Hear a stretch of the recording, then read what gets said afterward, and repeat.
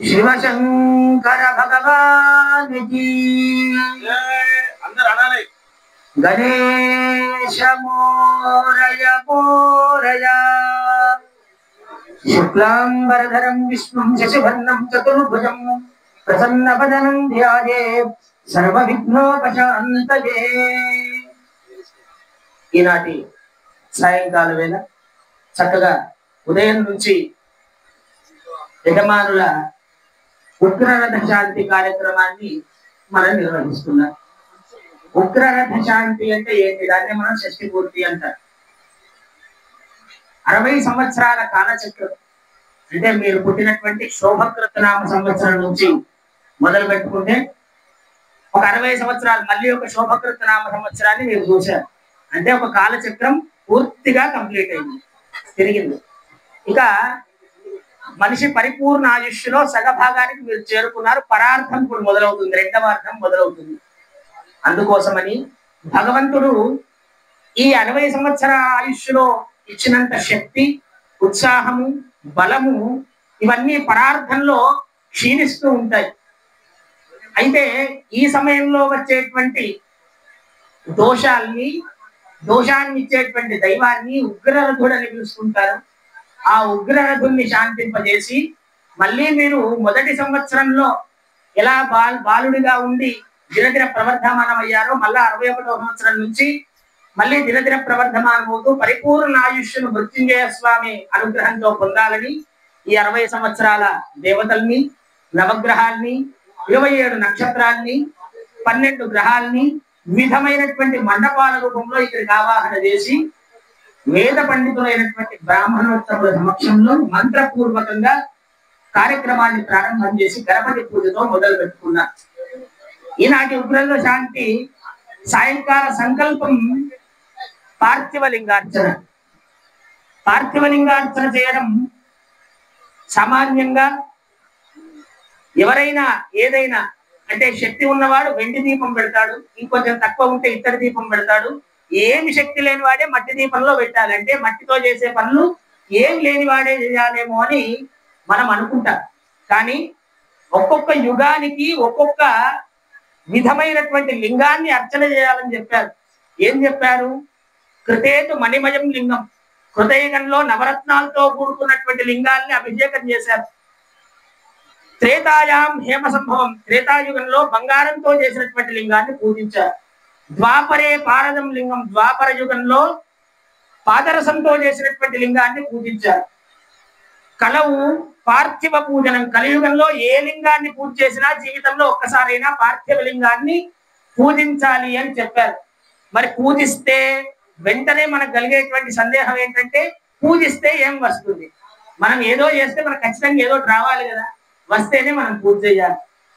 ఆ పార్థివలింగార్చన ఎంత గొప్పది అన్నారు. యథా సర్వేషు మంత్రేషు ప్రణవోహి మహాన్ స్మృత, ఎలాగైతే అన్ని మంత్రాల్లో ఓంకారం అనేటువంటిది మహత్తు కలిగినటువంటి మంత్రము, తథానం పార్థివం శ్రేష్టం ఆరాధ్యం పూజ్యమేమహి, అలాగే లింగాలన్నిటిలో పార్థివలింగం అనేటువంటిది శ్రేష్టం అన్నారు. ఇంకా చెప్తూ యథా పురీషు సర్వేషు కాశీ శ్రేష్టతమా స్మృత, ఎలాగైతే అన్ని నగరాల్లో కాశీ శ్రేష్టం అని చెప్పారో అలాగే లింగాల్లో పార్థివలింగం అంత గొప్పని చెప్పారు. ఎలాగైతే శివరాత్రి వ్రతం చేసి నక్తం ఉండి ఆ రోజు పూర్తిగా జాగారం చేస్తారో ఆ వ్రతం ఎంత శ్రేష్టమైనటువంటిదో అంత శ్రేష్టమైనటువంటిది ఈ యొక్క పార్థివలింగార్చన అన్నారు. ఈ సందర్భంగా ఇంత పుణ్యకాలంలో అది కూడా ఆదివారం, ఆది అంటే మొదలు, మీరు జీవిత పరార్థంలో అడుగు పెడుతూ ఈ మొదటి వారం రోజున ఈ కార్యక్రమం చేస్తున్నారు. చేస్తుంటే ఏం వస్తుందయ్యా అంటే పుణ్యం ధన్యం ఆయుర్వివర్ధనం పుష్టిదం తుష్టిదం శ్రీదం కార్యం సాధక సత్తమై అని చెప్పారు. పుణ్యం వస్తుంది. పుణ్యం అంటే పవిత్రత. పవిత్రతతో మీరు చేసుకున్న కార్యానికి ఏం వస్తుంది? ధన్యం, మీరు ధన్యులు అవుతారు. ఆయుర్వివర్ధనం, ఆయుష్ పెరుగుతుంది. ఈ సమయంలో మీకు కావాల్సింది ఆరోగ్యము, ఆయుష్. చక్కగా మీ వల్ల అభివృద్ధి చెందినటువంటి వంశాన్ని వారి అభివృద్ధిని చూడాలంటే మీకు చక్కనైనటువంటి ఆయుష్ ఉండాలి. అలాగే పుష్టిదం, శరీర పుష్టిని కలిగిస్తుంది. పుష్టిదము అంటే ఆత్మతుష్టిని కలిగిస్తుంది, ఆత్మస్థైర్యాన్ని కలిగిస్తుంది. శ్రీదం చక్కనైనటువంటి, శ్రీ అంటే లక్ష్మీ స్వరూపమైనటువంటి సంపదలు. అలాగే శ్రీమాన్ అన్నారు, కార్యం సాధక సప్తమై. మరలా చిన్నప్పుడు మీరు ఎప్పుడైతే యువకులుగా ఉన్నప్పుడు ఆ కార్యాన్ని మొదలు పెట్టుకొని దాన్ని సాధించడానికి ఉత్సాహం ఎలా ఉండేదో, ఈ వయస్సులో ఏం చేస్తానులే, తర్వాత చేద్దాం, తర్వాత చూద్దాము అనేటువంటి ఒక ఆ పెరుగుతుంది ఆ భావన. తర్వాత చేద్దాంలే, నా పిల్లలు ఉన్నారు కదా వాళ్ళు చూసుకుంటారు అని. అలా కాకుండా కార్యం సాధక సప్తమై, మీరు కార్య సాధకులుగా మళ్ళా ప్రజ్వలించడానికి ఈ పార్థివ లింగార్చన ఉపయోగపడుతుంది. అలాగే ఇంకేం చెప్పారు, ఎలా చేయాలి లింగార్చన? అఖండం తత్తి కర్తవ్యం నవిఖండం ప్రకారయేత్ ద్విఖండంతు ప్రకురుబానో నైవ పూజా ఫలం లభేతన్నారు. లింగాల్లో రెండు రకాలు, స్థిరలింగం, చరలింగం. అంటే ఒక గర్భాలయంలో ప్రతిష్ఠ చేసి ఎక్కడికి తీసుకువెళ్ళడానికి వీలు లేకుండా ఉండేటువంటి లింగము స్థిరలింగం. ఇలా మనం కార్యక్రమాలు చేసుకోవడానికి, అభిషేకాలు చేసుకోవడానికి యజమానుల ఇంటికే యజమానుల్ని వరించి వచ్చేటువంటి లింగం చరలింగం. ఆ చరలింగాన్ని ద్విఖండం అంటే రెండు భాగాలుగా చేయొద్దు. అంటే కింద ఉన్నటువంటి పానబట్ట ముఖముక్కగా చేసి మళ్ళా పైనుంచి ఒక లింగం చేసి దాని మీద పెట్టకూడదు. అలా చేస్తే ఫలితం ఉండదు అని చెప్పారు. చెప్తూ ఇక్కడ కైలాస ప్రస్థానాన్ని అంటే మీరు అక్కడ చూసుకున్నట్లయితే ఏ లింగం కూడా లింగాకారంలో లేదు, కానీ అన్ని లింగాలు కలిపినటువంటి ఆకృతి మాత్రము లింగాకృతిలో ఉన్నది.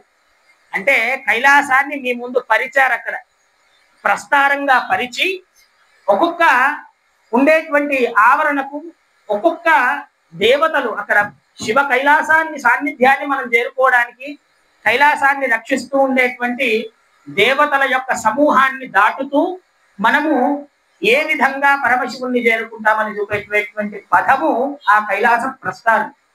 అలా చేస్తూ మరి ఈ పార్థివ లింగార్చన షష్ఠిపూర్తి కార్యక్రమంలో షణ్ముఖయ్య గారు ఎందుకు చెప్పారు? షణ్ముఖయ్య గారు ఏది వట్టిగా చెప్పరు, దాని వెనకాల ఏదో అంతరార్థం ఉంటే తప్ప, ఆలోచించి తప్ప, మనం చెప్తే వింటారు, వారు బాగుండాలి అనుకుంటే తప్ప చెప్పరు. ఎందుకు చెప్పారు? దానికి నాకు ఉదాహరణ దొరికింది. భవాయ భవనాశాయ మహాదేవాయ ధీమహి ఉగ్రాయ ఉగ్రనాశాయ శర్వాయ శిశుమౌలినే అన్నారు. ఉగ్రనాశాయ అన్నారు. ఇప్పుడు చేస్తున్నటువంటి శాంతి ఏమిటి? ఉగ్రత శాంతి. ఇక్కడ ఉండేటువంటి ఆ ఉగ్రమైనటువంటి దేవతను, దానిలో ఉండేటువంటి ఉగ్రత్వాన్ని నశింపజేసేటువంటి దైవంగా చెప్తూ అనేన మనునావాపి పూజయే శంకరం సుధీహి అన్నారు. చక్కగా నిర్మలమైనటువంటి మనస్సుతో మీరు పిలిచిన బంధువులందరూ వచ్చారు. వచ్చిన వాళ్ళు ఇక్కడ ఉన్నటువంటి భగవంతునికి కానీ మేము చెప్తున్న మంత్రాలకు కానీ భయపడి ఎక్కడికి పోరు. వాళ్ళు పోతారేమో, వారు తినకుండా వెళ్తారేమో, భోజనం చేయకుండా వెళ్తారేమో అని మీరు ఇక్కడ కూర్చున్న మీకు మనస్సులో ఉంటుంది. కానీ ఇక్కడ ఉండాల్సిన ప్రేమంతా భగవంతుని మీద. సుధీహి మంచి మనస్సుతో ఈ కార్యక్రమాన్ని చేసుకోవాలి. చేసుకున్నట్టయితే ఆ పరమేశ్వరుని దయ వల్ల మనకు దొరకనటువంటిది ఏమీ ఉండదు.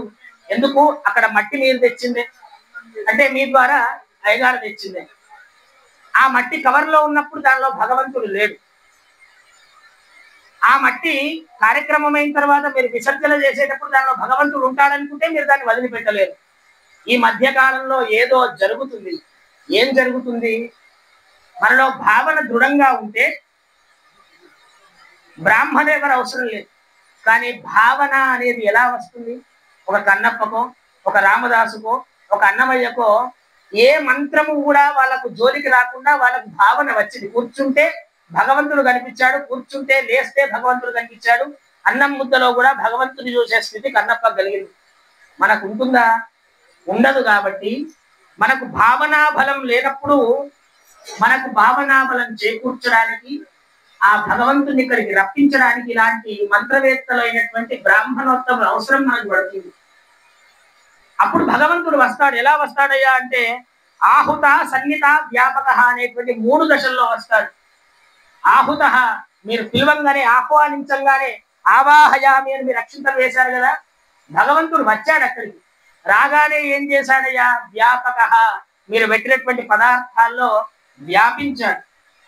సన్నిహిత దాన్ని ఆవరించి దానిలో వ్యాపించాడు భగవంతుడు. వ్యాపించిన భగవంతుణ్ణి మనం పూజ చేస్తున్నాం. పూజ అనేటువంటిది మంత్రపూర్వకంగా, మంత్రం లేకుండా, మంత్రం వచ్చినటువంటి ఇలాంటి బ్రాహ్మణోత్తములు రుద్ర నమక చమక పారాయణల చేత, మహాన్యాసాల చేత చేసుకోగలరు. కానీ పామరులైనటువంటి మనము మరి మాకేం రాదు కదా, మేము పూజ చేసుకోవడం ఎందుకు, మాకు మంత్రం రాదు కదా, అదొక సాకు. కానీ ఈ పూజలో మట్టి తీసుకున్నప్పటి నుంచి చెప్పారు, మట్టి తీసుకునేటప్పుడు ఓం హరాయ నమః అనే మంత్రం చేత మట్టిని మృత్యుంగ్రహణం చేయాలి. ఓం మహేశ్వరాయ నమః, లింగాలు చేస్తున్నప్పుడు మహేశ్వరాయ నమః అని మనస్సులో అనుకుంటూ చేయాలి. శంభవే నమః అనుకుంటూ పేర్చాలి వాటిని. అలాగే శూలపానయే నమః అనుకుంటూ దానిలో భగవంతుని ఆవాహన చేయాలి. ఇక ఓం పినాకధృతే నమః అని మనసులో అనుకుంటూ స్నానం చేయించాలి ఆయనకి. మిగతా పూజ అంతా కూడా శివాయ నమః అనేటువంటి పంచాక్షరితో చేయాలి. ఇక ఆ తర్వాత క్షమాపణ అడుగుతాం పూజ అయిన తర్వాత. మంత్రహీనం క్రియాహీనం భక్తిహీనం పరమేశ్వరాని అలా అడుగుతున్నప్పుడు ఓం పశుపతయే నమః అనుకుంటూ క్షమాపణ చెప్పుకోవాలి. ఓం మహాదేవాయ నమః పంపించేప్పుడు మహాదేవాయ నమః అని పంపించాలి. అలా పంపిస్తే ఏమవుతుంది అంటే మనం పిలిచినప్పుడు భగవంతుడు వచ్చాడు, పూజ చేయించుకున్నాడు. పూజ అయిన తర్వాత మనం విసర్జన చేస్తే నీటిలోనో చెట్టు మొదట్లోనో ఆయన కలిసి మరలా మనం ఎక్కడి నుంచి పిలిచాం, మన ప్రాణశక్తిని ఆయనకు ఆవాహన చేశాం. అంటే మనలో ఉన్న భగవంతుణ్ణి మనలోకి ఆవాహన చేశారు. మళ్ళీ పూజ అయిపోగానే మనలోకి వస్తాడు. ఎలాగైతే ఆయన పిలిచినప్పుడు మనం వెళ్ళి ఆయనలో కలుస్తామో అంతే కదా, మనలో ఉన్న ఆయన పంపించినటువంటి ప్రాణశక్తి తీసేసుకొని మనల్ని ఆయనలో ఎలా కలిపేసుకుంటాడో అలా మనం పిలిచినప్పుడు, మనం పంపించేప్పుడు వెళ్ళిపోయే స్వామి వచ్చి మనలో కలుస్తాడు. అందుకే నా రుద్రో రుద్రమర్చయేత్ అన్నారు. అంటే రుద్రుడు కానివాడు రుద్రుణ్ణి పూజించలేడు, విభూతి నామాలు లేనివాడు. అలా నాలోనే శివుడున్నాడు అని భావన చేయలేనివాడు. ఆత్మాత్మం గిరిజామతి సహచర ప్రాణా శరీరం గృహం పూజాతే విషయోపభోగ రచన నిద్రా సమాధి స్థితి సంచార పదయో ప్రదక్షిణ విధి స్తోత్రాన్ని సర్వాగిర యద్యత్ కర్మ కరోమి తత్వదఖిలం శంభోదవారాధన. ఆత్మాత్మం గిరిజామతి, నా ఆత్మనే గిరిజా అమ్మవారిగా, ఈ ప్రాణంతో కూడుకున్నటువంటి శరీరమే నీ పూజా మందిరంగా, పూజాదే విషయోపభోగ రచన, పూజలో ఉన్నటువంటి అనేకమైనటువంటి అవస్థలు, నేను ఆలోచించేటువంటి ఈ ఆలోచనలన్నీ నీ పూజగా, నిద్రా సమాధి స్థితి, నేను పడుకున్నటువంటి నిద్రనే నీకు చేసేటువంటి తపస్సుగా, సంచార పదయో ప్రదక్షిణ విధి, అర్థం లేకుండా నేను తిరిగేటువంటి తిరుగులన్నీ కూడా నీ ప్రదక్షిణగా,